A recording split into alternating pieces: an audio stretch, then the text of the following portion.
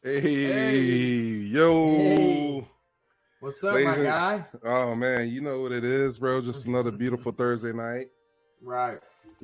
ladies and gentlemen. Welcome to week. Is it week 9? It's week 9, yes, sir. Week 9, bro. This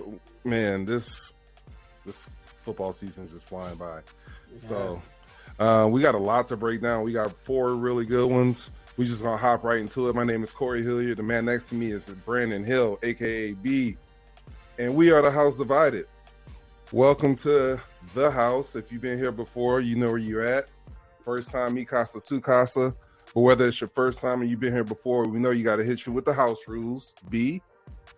You guys already know what time it is around here, guys.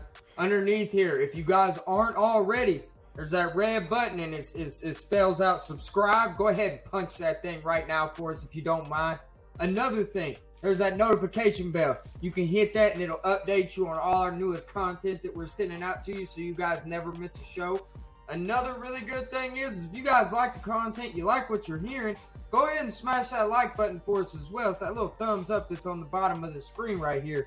And the best thing that we think, and still not happening, I'm calling for it, leave a comment down there. Let us know what you think about the show. You know what I mean? Good, bad. If there's something that you think about we should talk about, everything else, we're always open for any kind of ideas.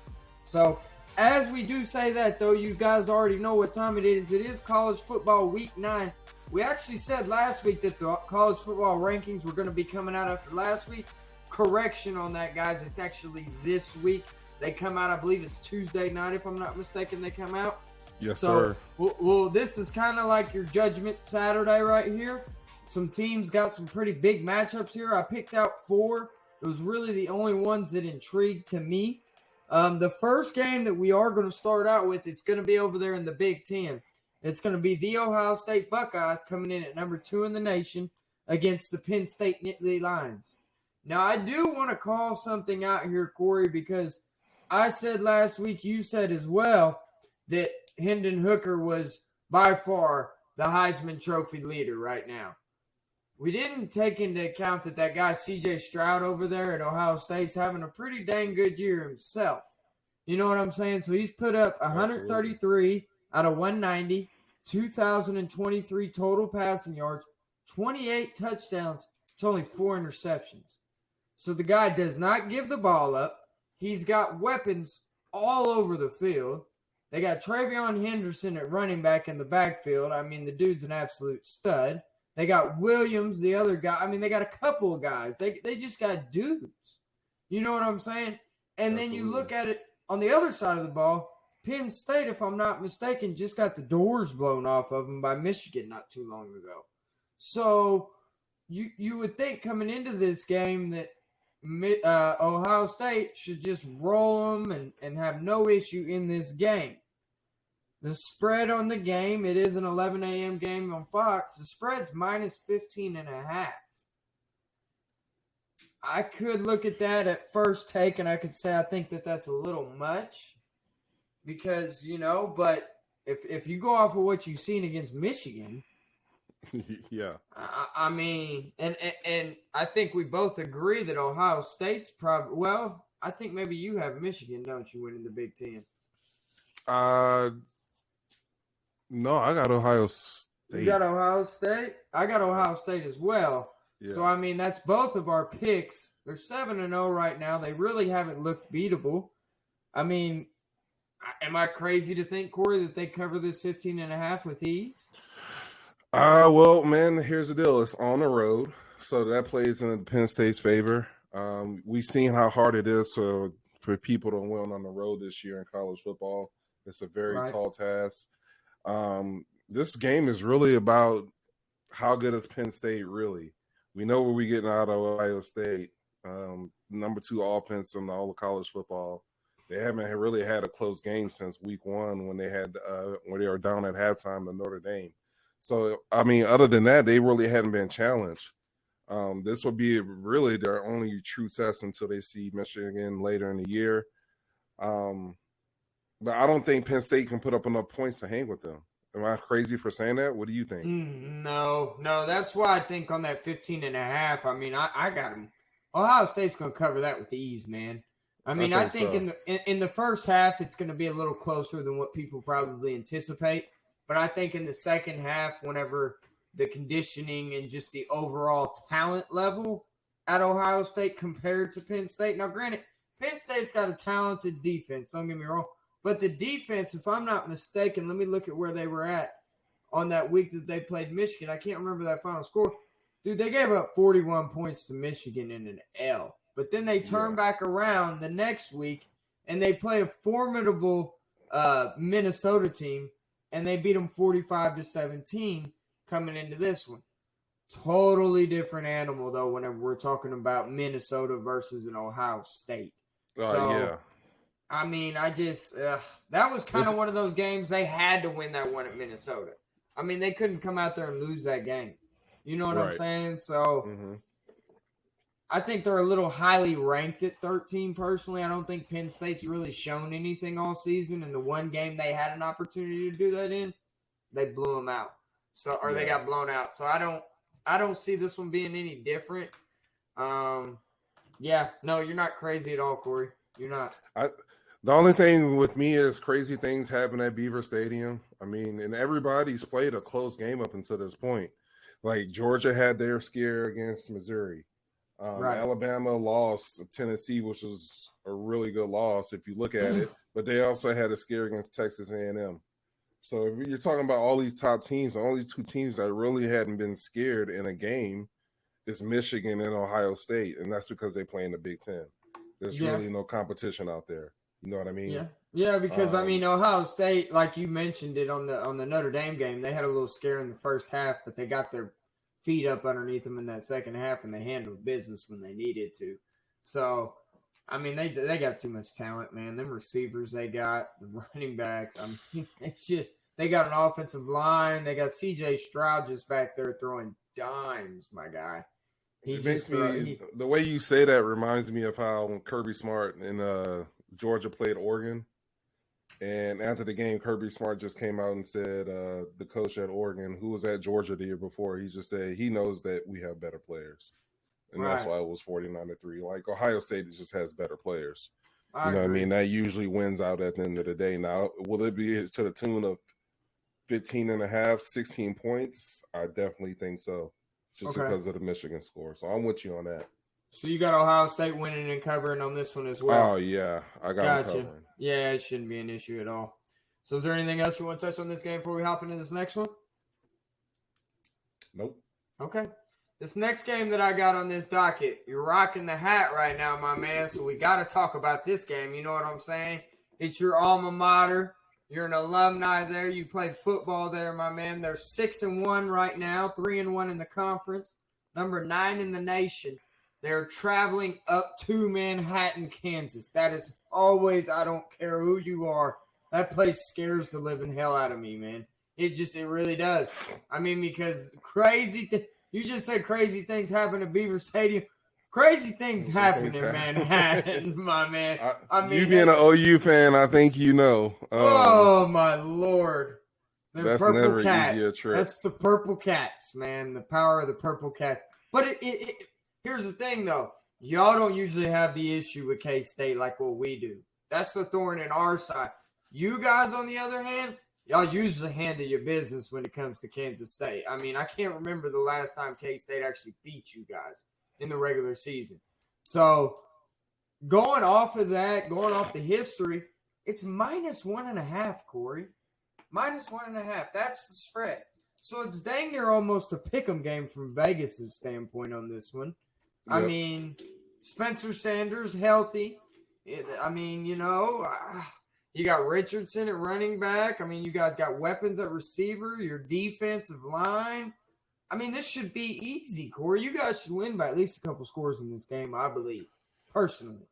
Man, I tend to agree with you on that point. I think what a lot of people are seeing with Oklahoma State right now is we're hurt on the back end. We're missing two of our top corners. Taylor, number 25, who made the interception at the end of the Texas game, one of the picks that your boy threw. I forget his name, Ewers or whatever. He comes down with the ball on the sideline and hyperextends and gets a bone bruise, so he might be out for a few weeks. We got injuries on the offensive line. Richardson might be out this game. I don't know if he's going to play or not. So we're going to have 2 true freshmen playing at running back. And when the line actually opened in Vegas, we were a 1.5 point road favorite. And usually when the line moves like that, it actually moved a whole 1.5 to 0 to pick them, and then a whole nother 1.5 to them being favorite, what usually means that a lot of money is coming in on K-State. So I think a lot of people see our injuries and they're thinking that we're vulnerable and they're going to go ahead and say that Kansas State's going to win. So, I mean, you got to play who you got to play. I'm not worried about playing true freshmen. But here's a stat for you. In the last, Gundy is 14-2 in his last 16 games as a road underdog, which means they cover.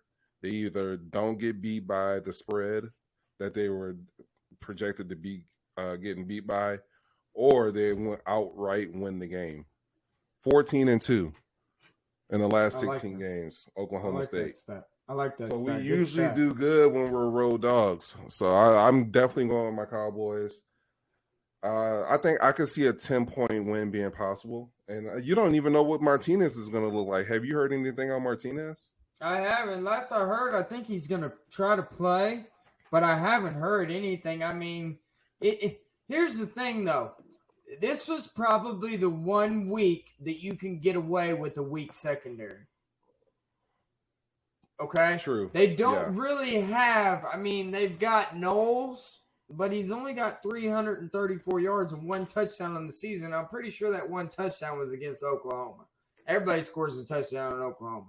So my thing is, you got Deuce Vaughn in the backfield. I mean, that joker can run the ball. There's no doubt about that. But you guys have a defensive line, which is your strength. Your defensive line, your linebackers are your guys' strength of your football team on the defensive side of the ball.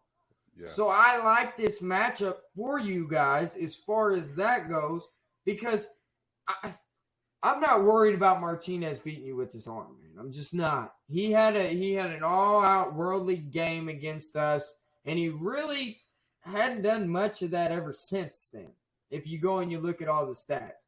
So most of his stats that he has on this year, I think half of them came against Oklahoma, if I'm not mistaken.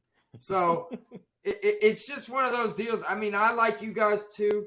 You guys are going to beat this spread outright. You're going to win the game. You know what I'm saying? So this, I don't think it's going to be a problem. I got you by at least 10 as well. I like that. And that was a good stat too with the 14-2 in the road games whenever he's not favored. So I didn't know that stat. That's a good one. I like that. So is there anything else you got on this game before we move on to this next one? No, other than one real quick point. Deuce Vaughn, that'll be the X factor.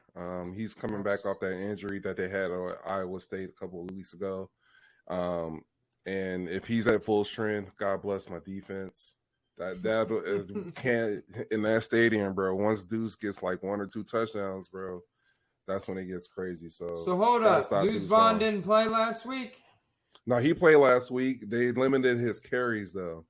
He got hurt against Iowa State the week before when they beat Iowa State 10-9, and then last week against TCU they really limited him. They didn't give him a full slate like they would if he was healthy. Okay, they were probably saving him for you guys. Well, no, TCU, you wouldn't do that either. So no, and he actually had like a long touchdown catch. I mean, he looked good. They didn't want to overdo it. Man, we're gonna have to see. It's gonna be interesting, though. I mean, it's you guys and TCU right now is my favorites to make the Big 12 championship game if everything plays out the way it's supposed to. So you guys got to win this game, though. This is definitely a game that you want to win. You can't let Kansas – because ultimately if Kansas State beats you guys in this game, they've got a leg up on you to go to the Big 12. They got a 2-game lead, yeah. You see what I'm saying? They would have a 2-game lead essentially. Yeah, you wouldn't want to do that, especially this late in the season. You don't have enough room to make that up, and then you have to play that game of them losing and you. No, just win, control your own destiny, and move on to the next one. You guys need the Big 12 this year. OU's down, so we have to have a team from Oklahoma that's going to win the Big 12 title and keep this thing in Oklahoma. That's Yeah, all. I like That's how that. I look at it. That's how I I like look at that. it. So, all right, on this next game that we got, this is a matchup over there in the old SEC. We could not do an intriguing matchup show without mentioning one matchup in the SEC. I think they got one like every week, 1 to 2. This Yeah. week, it's going to be Kentucky Wildcats at number 19, traveling on in there to old Tennessee. We're going to be Rocky Top High, all that, everything. They're going to be up in that thing, man. You got Hendon Hooker, who's sitting there at 137 out of 194 for 2,093 yards and 18 touchdowns to only one interception. One pick.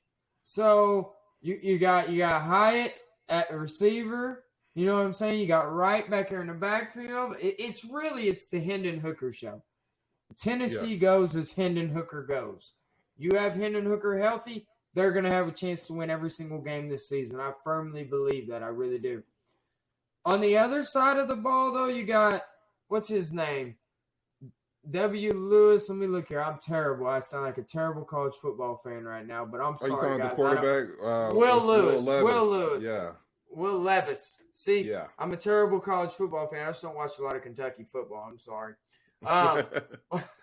1,635 yards. He's got 13 touchdowns to 5 interceptions. Looking at that, they don't really throw the ball over the field that much. You know what I'm saying? No. Kentucky's more of your grinded out defensive team. They're going to be able to smash you in the mouth, everything else.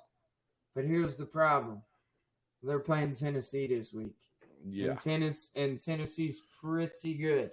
They're pretty good. And I don't think that Kentucky is going to have enough firepower and offense to be able to hang with Hendon Hooker in Tennessee, man. I just don't see. I mean, Hendon Hooker in Tennessee, correct me if I'm wrong, Corey, they're probably laying 50 on anybody in the nation. Anybody. They're averaging 50. And the thing is, they're number one in yards per game in the country. So they're putting up the most yards per game than anybody. So that's a problem for Kentucky. Kentucky's only getting 26.4 points a game. And I've seen a couple 16. They are only giving up 16. Okay, yes, ball control, but here's their deal. They stall out a lot when they get in the red zone. They do. They're one of the worst teams. I think they're like 100 and something in the country as far as putting the ball in the end zone when you get close. And so you can't be settling for 3. Not against these dudes. You can play ball control all you want, but you settle for 3, they're getting touchdowns when they get down there. You know what I mean?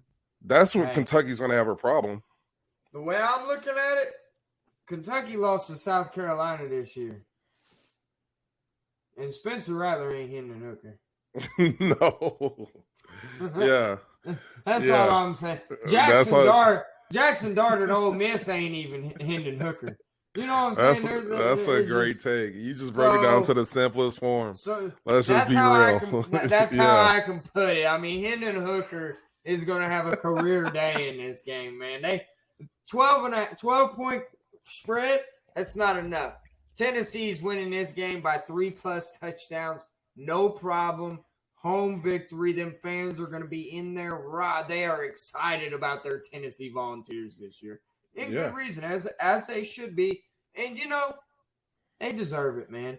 I actually like seeing somebody other than Tennessee and Alabama, Georgia and Alabama in the SEC actually competing. I like seeing that. I just really do. I agree. I mean, now don't get me wrong, Alabama and Georgia are still right there knocking on the door, but I'm just saying I like to see Tennessee up in the mix. That's kind of good to see. This is a rivalry game too. People don't realize this is a rivalry. These two schools absolutely hate each other. Oh, absolutely. Oh, in basketball season, it's even crazier. It's even worse. Yeah. These are mostly 2 basketball schools. Would you call Tennessee more of a basketball school before this year? I'd call them more of a football school because they got a natty. I mean, they won a natty in '98. That's fair. You know? That's fair. They got one of the biggest home stadiums in the country. You don't get that by being a basketball school, my guy. Absolutely. You're right. That's fair. So what do you got here on this next game, Corey? We got I have to talk about this one, man. It's not a ranked matchup. It's not really probably not on a lot of people's list of intriguing matchups, but I'm an Oklahoma Sooners fan, so I have to mention my Sooners this weekend. You know what I'm saying? They're coming off of the bye. You got Oklahoma at Iowa State. It's an 11 a.m. kickoff on Fox Sports. I told you we're going to be on 11 a.m. kickoffs the rest of the year, man. That's just how this is freaking going to work. Minus 1.5, Oklahoma's favored. This game absolutely scares the freaking bejesus out of me, Corey. This is going to be you know why this game is so intriguing? Because it's best on both sides of the ball. It is. Oklahoma has a good offense. Iowa State, best defense in the Big 12. Right. Oklahoma has a terrible defense. Iowa State, worst offense in the Big 12. Right. So it's going to be a war of attrition. Which side is going to be able to best the other side's strength on strength? Games in Ames, right? It is. God bless, man. I'm sorry. I know. Oh, I know. I'm sorry. Oh, I know. But you guys, look, I'm gonna take y'all. What's the spread on it? 1.5. OU. Mm-hmm. I like y'all to win by 3. That's kind of where I'm at. I like y'all to win by 3. By 3 bro, or their 7. offense is not good, bro. Their offense is not good. They're putting up at least 3 touchdowns on us. Facts. Big facts. I don't know, man. Oh, I know. I don't know, bro. Xavier Hutchinson's gonna have a career day. That receiver they do have Xavier Hutchinson. That dude's a baller. I mean, at receiver, I'm just saying. But dude, yes, they will put up at least 3. We're not gonna get out of this game under 21. Are you crazy? We can't tackle nobody, Corey. I mean, and he's gonna run the 3-man front. Have you noticed? It's that 3-3-5 that they run, bro. It's the most annoying defense to coach against. I'm telling you. I don't know. I was talking about Oklahoma too. Oklahoma's going to run that 3-man front, and that's just a recipe for disaster. But here's the thing: have you noticed? Well, you probably haven't because you probably didn't listen to it. But in Brent Venables' press conference, I think he said it like 10 different times in the last press conference that he had. He was talking about how Iowa State runs the 3-man front and why it's so successful. And he was talking about that. And I bring that up to say, I think he was trying to throw a little nugget out there to all the fans and everything that's saying, I'm going to continue to run my 3-man front. Y'all just have to be patient and let me get my guys in here so I can run it without actually saying that. Yeah. You see what I mean? Because he was saying, because he's been getting a lot of flack because he's not changed up his defense or anything. It's like, dude, I've said it, even you've said it. It's like, dude, you don't have the athletes to run that. But he's continuing to do it. But he's stubborn. Yeah, he's just stubborn. He don't care. Within good reason, though. I mean, hell, if you got 2 national championship rings on your finger, I mean, you've won games doing what you're doing. So let's see him get this top 5 recruiting class in that he's working on right now. Let's let him get some of those athletes in there on the defensive line.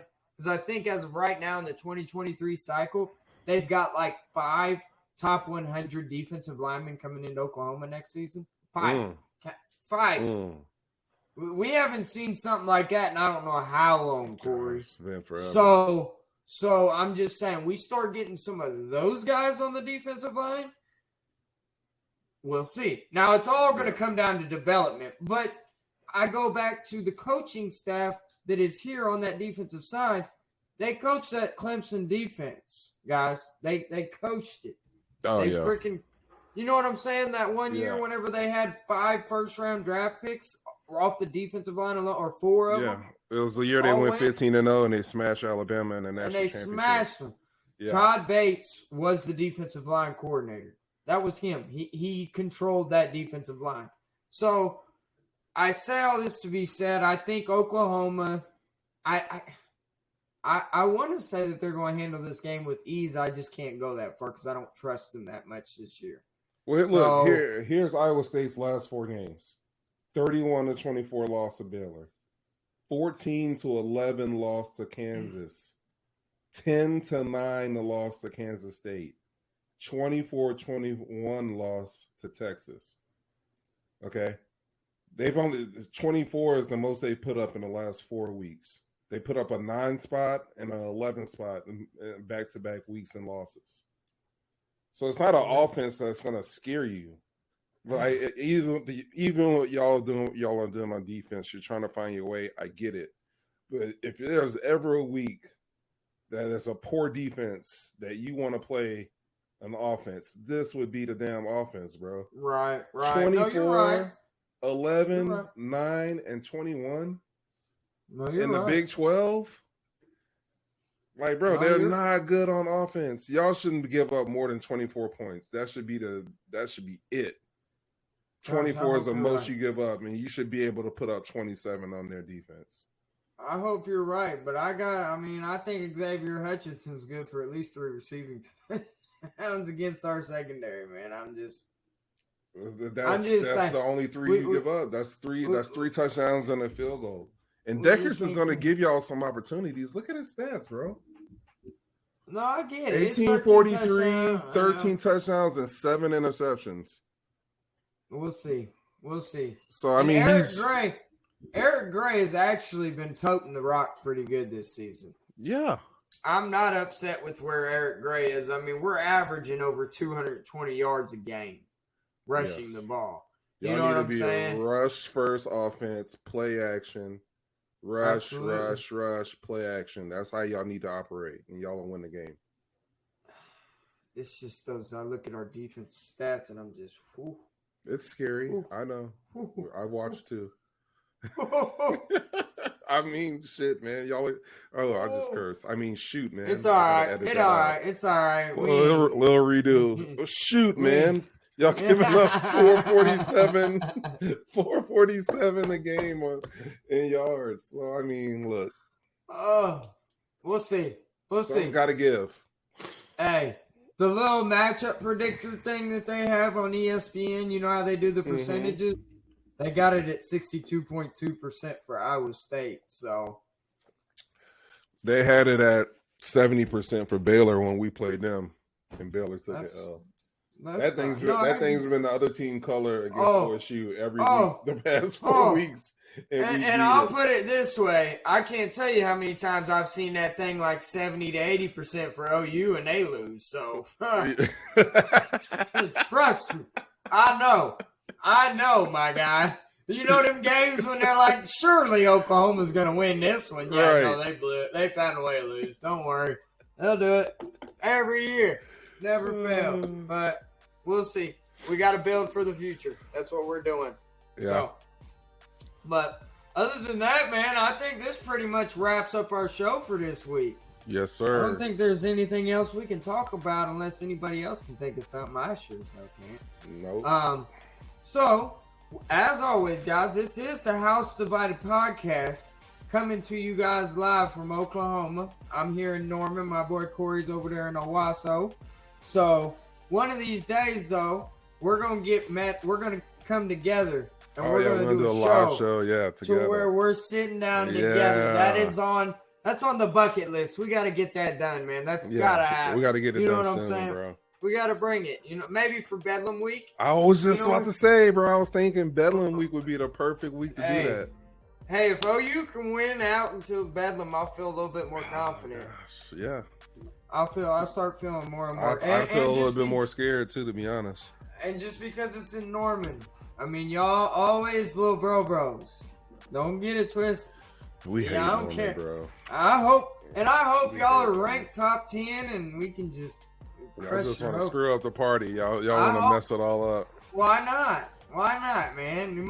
We never get to play spoiler. When was the last time we got to play spoiler? So I'll enjoy it. You know what I'm saying? Hey, it is what it is. If we can be like top 25 when it gets to that point, maybe, hopefully. We'll see. I think we're so far out of it right now, though. Yeah. But, hey, a guy can dream, right? You know what I'm saying? We keep winning. You never know. They might. If we only have 3 losses by the time we play y'all, when's that game come? Hang on. Those 4 weeks. Okay.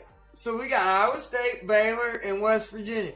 We win all 3 of those games, and we're sitting at 7-3. I think we'll be ranked in the top 25. Bro, no, because y'all have beaten Iowa State, who was it, Baylor, and West Virginia. That's not going to get you in the top 25, my guy. I'm sorry. It might if a bunch of other teams lose. You never know. That top 25 is always rotating. It is. I mean, shoot, It's South always- Carolina's there right now. We kind of laughed at that last week. So, I mean, anything's possible. Yeah. That's what I'm saying. South Carolina got blown out too, so we can't point to that. So, It's true, too. Yeah. so I'm just saying. That's where I'm at. So, all right, fair enough. But other than that, guys, this is the House Divided podcast, and we signed on in tonight, guys, to talk some college football with y'all. Guess what? We're going to sign on out of here.